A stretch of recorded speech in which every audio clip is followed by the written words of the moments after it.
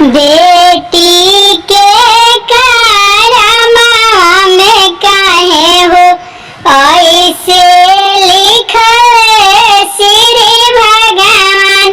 चिटकी भर सिंदूर के कारण बेटी होली वीरान। इहे विधि के विधान हो बेटी लिखल श्री भगवान। चुटकी भर सिंदूर से बेटी हो बनी है